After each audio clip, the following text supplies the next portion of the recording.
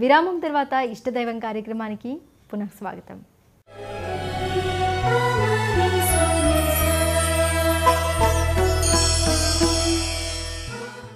అయితే మీరు 13వ ఏట నుంచి పద్యాలు రాయడం మొదలుపెట్టారు. అలాగే సినీ గేయాలు రాయడం ఏ వయసు నుంచి మొదలుపెట్టారు?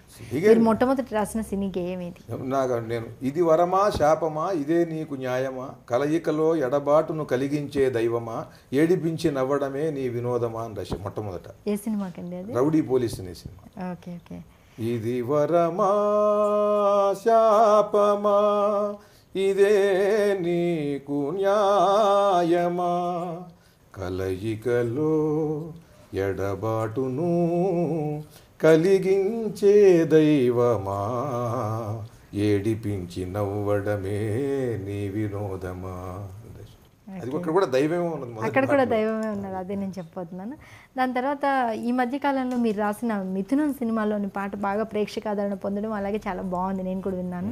ఆ పాట ఒకసారి, దాని నేపథ్యం ఏంటి? ఆ పాట ఒకసారి మా నేపథ్యం ఇక్కడే ఇలాగే ఇక్కడ నేను కూర్చుని ఉన్నాను. తనికెళ్ళ భరణి గారు వచ్చాడు. ఆయన వచ్చి నాకు కాఫీ దండకం రాసి పెట్టాలన్నాడు.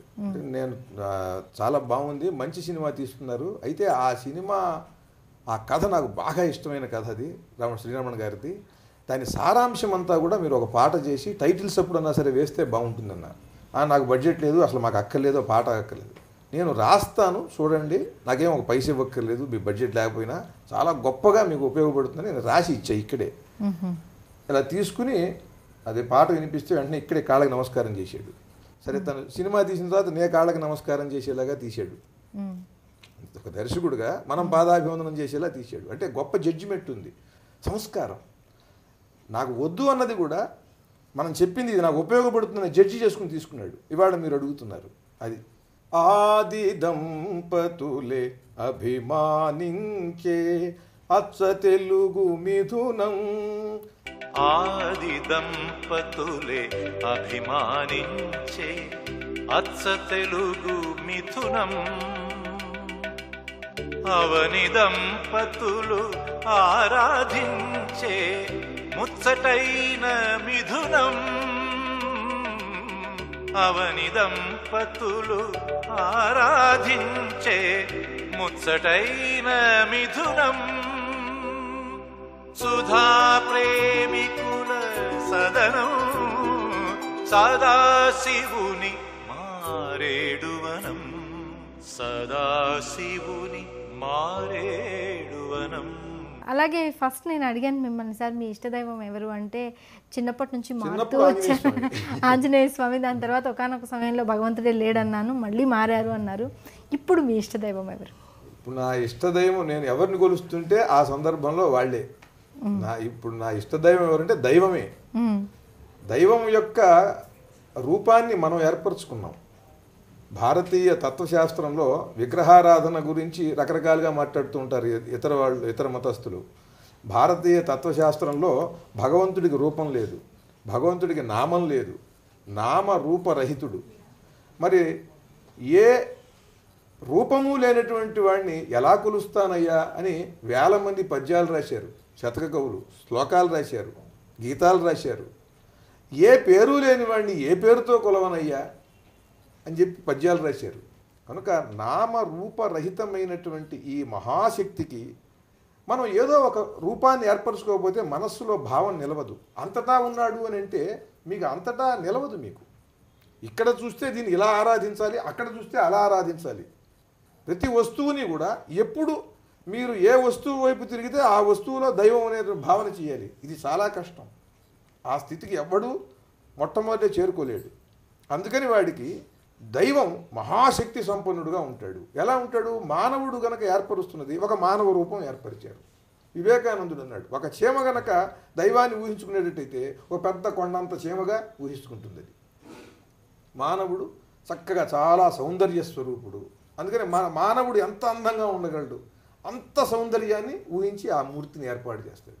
అట్లాగే మానవుడు ఎంత అద్భుతమైనటువంటి శక్తితో ఉండగలడు. ఆ శక్తికి కోటాను కోట్ల రెట్లు ఆ భగవంతుడికి శక్తి ఉన్నది. అట్లాగే మానవుడిలో ఉండేటువంటి ప్రేమ వాడికి కావాల్సింది. అందుకని భగవంతుడు ప్రేమస్వరూపుడు. మానవుడికి కావాల్సింది ప్రజ్ఞ, అందుకని వాడు ప్రజ్ఞాస్వరూపుడు. అలా శక్తి స్వరూపునిగా, ప్రేమస్వరూపుడుగా, ప్రజ్ఞాస్వరూపుడుగా, సౌందర్య స్వరూపుడుగా, ఇవన్నీ కూడా మళ్ళీ మానవుడిలో ఇవన్నీ కూడా ఇవాళ ఉన్నట్టు రేపు ఉండవు. రాను రాను రాను రాను క్రమేపీ క్షీణించిపోతాయి, శాశ్వతంగా ఉండవు. కానీ వాడికి శాశ్వతత్వం భగవంతుడికి. ఎందుకని తాను ఉండి వెళ్ళిపోతాడు, కానీ సృష్టి ఇలాగే ఉంటుంది. ఇది గమనించి భగవంతుడు ఈ మహాశక్తి శాశ్వతమైనది, ఇది నిరంతరము ప్రేమతో, పైగా ఆనందం, దీంట్లో ఒక ఆనందం ఉన్నది కనుక ఆనంద స్వరూపుడు అని ఈ రూపాలు ఏర్పరిచి సామాన్యులకి బోధపడేలాగా, ఎవడి స్థాయికి వాడికి అర్థమయ్యేలాగా ఉపనిషద్ వాక్యాలతో, శాస్త్రవాక్యాలతో, పాటలతో, కీర్తనలతో రకరకాలుగా వాళ్ళ మానసిక స్థాయిలకి తగినట్టుగా వాళ్ళకి ఈ తత్వాన్ని బోధపరిచేటట్టుగా ఇలా ఏర్పాటు చేశారు. ఇది మీరు తెలుసుకుంటున్న కొద్దీ కూడా ఒకే మహాశక్తి స్వరూపం వెంకటేశ్వరుడుగా, ఇటు పరమేశ్వరుడుగా, దుర్గాదేవిగా, గణపతిగా, మీరు ఏ రకమైనటువంటి దేవతామూర్తిగా మీరు ఆరాధించినా ఒకే శక్తి. అందుకనే అందరూ దేవతామూర్తుల స్తోత్రాలలో ఈ లక్షణాలన్నీ ఉంటాయి. మీరు ఆరాధించేటప్పుడు ఆ మూర్తి ఆ అభయముద్ర ఎలా ఉన్నాడు ఆయన. శ్రీరాముడిని ఆరాధిస్తే వచ్చేటువంటి శక్తి వేరు, శ్రీకృష్ణుడిని ఆరాధిస్తే వచ్చే శక్తి వేరు. అలా మనకి కావలసిన దాన్ని బట్టి ఈ దేవతలను ఆరాధించడం. దుర్గాదేవి, సరస్వతి, లక్ష్మి ముగ్గురు ఒకరే. మీరు ఆరాధించి నాకు ఇది కావాలనేటప్పటికీ దుర్గని ఆరాధించి చదువు కావాలంటే ఆవిడే సరస్వతి అవుతుంది, సరస్వతిని ఆరాధించి శక్తి కావాలంటే తప్పకుండా ఆవిడే దుర్గ అవుతుంది. మీ భావం, మీరు ఏది ఆరోపణ చేస్తే మీరు ఆరోపించినటువంటి దాన్ని బట్టి అక్కడి నుండి మీకు అందుతుంది ఆ శక్తి, మీకు కావాల్సింది ప్రసారం అవుతుంది. ఇది పెద్దల వల్ల తెలుసుకుని మనం అనుభూతి మనం కూడా అనుభూతిని పొందిన తర్వాత మనకి ఎవరైనా ఒకటి, మనం సాధన చేయాలి. గొప్ప వాళ్ళు ఎప్పుడు ఎంత తెలిసినా కొంతే తెలుసు అని చెప్తారు. మరి మీ ఇష్టదైవాన్ని కొలుస్తున్నప్పుడు మీ అనుభూతి ఏంటి? ముఖ్యంగా ఇష్టదైవం అంటే మా అమ్మ శ్రీరామలింగేశ్వర స్వామికి మొక్కుకుంటే నేను పుట్టాను. రామేశ్వరం వెళ్ళి ప్రదక్షిణాలు చేసి నా ముందు కొంత సంతానం ముగ్గురు పుట్టి చనిపోయిన తర్వాత అప్పుడు మా అమ్మ రామలింగేశ్వర స్వామిని దర్శించి రామేశ్వరంలో మా అమ్మమ్మతో వెళ్ళి అక్కడ నాకు మగపిల్లవాడు కావాలని మొక్కుకుంది. తర్వాత విజయవాడ వచ్చిన తర్వాత మా అక్కయ్య పుట్టింది. తర్వాత నన్ను ఆవిడ కడుపుతో ఉండగా రామేశ్వరం వెళ్ళలేదు కదా, అందుకని మళ్ళీ నాకు మగపిల్లవాడు కావాలని మొక్కుకుని ఇక్కడ తెనాలి దగ్గర చిరుమూరు అని ఉంది రామలింగేశ్వర స్వామి క్షేత్రం. అది మా అత్తయ్య వాళ్ళ పుట్టిల్లు అనమాట, మా మేనమామ భార్య పుట్టిలో. అక్కడికి వెళ్ళి మా నాన్న, మా అమ్మ, అప్పుడు ఆ రోజుల్లో మా అమ్మమ్మ వీళ్ళందరూ వెళ్ళి వాళ్ళ ఇంట్లో ఉండి 40 రోజులు ఈ చిరుమూరు రామలింగేశ్వర స్వామి దేవాలయానికి రోజు 108 ప్రదక్షిణాలు చేసేది మా అమ్మ. అప్పుడు వరదలు వచ్చేయట కృష్ణానదికి. ఒక 3 రోజులు ఆలయ ప్రాంగణంలో కూడా దాదాపు మోకాళ్ళ లోతు నీళ్లు ఉంటే ఆ నీళ్లలోనే బల్లకట్టు దాటి వెళ్ళి ఆవిడ ప్రదక్షిణాలు చేసింది ఒక 3 రోజులు. తర్వాత నేను పుట్టా. అప్పుడు నాకు రామలింగ ఈ పేరు పెట్టారు. తర్వాత నేను ఒక 22-23 ఏళ్ళు ఉన్నప్పుడు నేను ఈ ప్యారడీలు, చిన్న చిన్న పద్యాలు ఇవన్నీ రాస్తుంటే వాడు నీ కోసం పూజలు చేస్తే ఆ స్వామికి పుట్టావురా, ఆ దేవుడి మీద ఏమన్నా రాయి, రామలింగేశ్వర స్వామి మీద అంది. అప్పుడు నేను కొన్ని పద్యాలు రాశాను. ఆ పద్యాలు అక్కడ ఉన్నటువంటి పెద్దలు వినిపిస్తే ఆ పెద్దలకి విజయవాడలో వాళ్ళు ఒక మంచి శతకానికి ఉండే లక్షణాలు ఉన్నాయన్నారు. మా భాషా ప్రేమ కాలేజీలో సుబ్బారావు గారు ఉండేవారు, ఆయన కావూరు పూర్ణచంద్రరావు గారు, వీళ్ళందరూ. అక్కడి నుంచి ఆ ఉత్సాహంతో 84 నుంచి నేను పద్యాలు రాశాను. 2009లో 25 ఏళ్లకి దాంట్లోంచి ఒక 108 పద్యాలు తీసి శ్రీరామలింగేశ్వర శతకం అని నేను ఒకటి ప్రచురించాను. అందులో ఒక పద్యం మా ప్రేక్షకుల కోసం వినిపించరా? తప్పకుండా.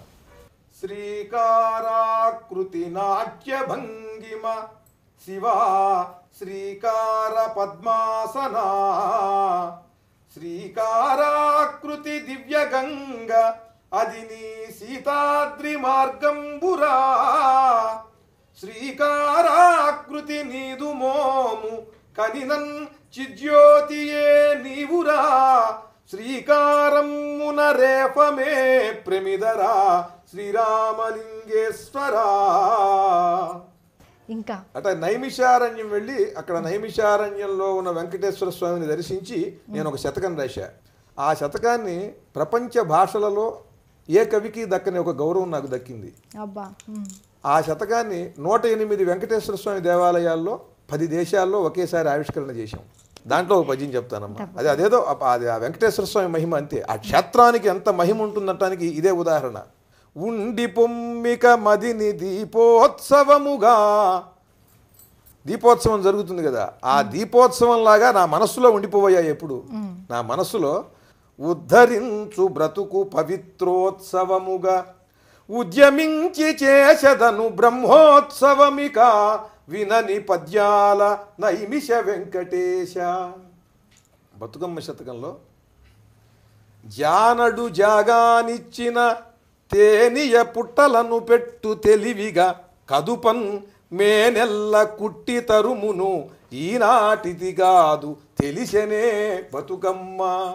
ఎక్కడి నుంచో వచ్చి తేనెటీగలు ఒక చెట్టు కొమ్మ మీద తేనె తుట్టి పెడతాయి. జానడి జాగా ఇస్తే వచ్చి తెలివిగా తేనె తుట్టి పెడతాయి. పెట్టిన తర్వాత దాన్ని కదిపామనుకోండి అవి కుట్టి పెడతాయి. ఇదేమో నాది తేనె పొట్టు అంటుంది ఈ చెట్టు, కాదు మేము తీసుకొచ్చి పెట్టామని తేనెటీగలు అంటాయి. ఈ గొడవ ఈనాటిది కాదు తెలిసెనే బతుకమ్మ. ఇది ఈనాటిది కాదమ్మా, ప్రకృతిలోనే ఉంది తల్లి. చూసారుగా శ్రీ జొన్నవిత్తుల రామలింగేశ్వరరావు గారి ఆధ్యాత్మిక అంతరంగాలను మరికొన్నింటిని వచ్చే వారం తెలుసుకుందాం. ఒక పాటలో లిరిక్ అటువంటి సౌండ్స్ ఇంతవరకు నేను వినలా, నేను రాశానని కాదు. భద్రాకార సముద్రాపార హిమాద్రి ప్రోద్బల రుద్ర భుక్ భుక్ ప్రాకృత ధిక్ ధిక్ ధికృత విద్యుచ్చాలిత రుద్ర తాంబూల రాగాల ప్రేమామృతం తమకించి సేవించు తరుణం. ముఖ్యంగా ఈ 2 వాక్యాలు రాయటం అనేది నేను రాశాను అనుకోవట్లా, అది సీతాదేవి యొక్క అనుగ్రహం.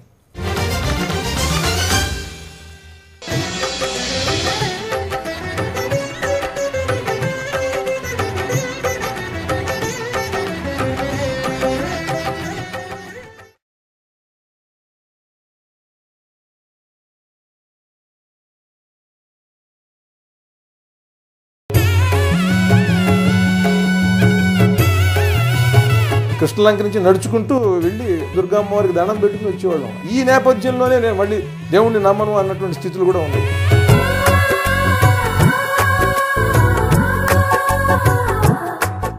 ఉండి పొమ్మిక మదిని దీపోత్సవముగా ఉద్ధరించు బ్రతుకు పవిత్రోత్సవముగా